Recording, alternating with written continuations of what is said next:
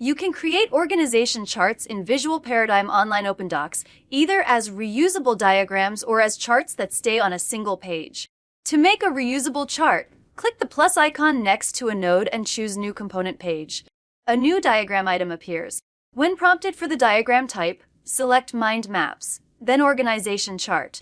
The editor with a sample structure will open, where you can add roles, departments, and reporting lines to outline your team structure. You can place everything manually or use Create with AI for a quick draft.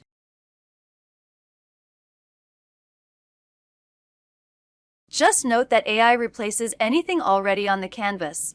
Once the draft appears, adjust the layout, refine the reporting structure, and organize the chart until it matches your organization.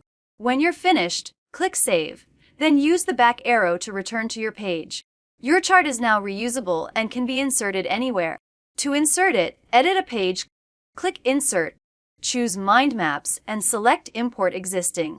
Pick your chart, and it appears right away. If you only need the chart on one page, you can create it directly inside that page. While editing, click Insert, choose Mind Maps, and select Organization Chart. The editor will open, and you can then build it manually or let AI generate a starting point. As always, you can touch up the AI-generated organization chart if needed.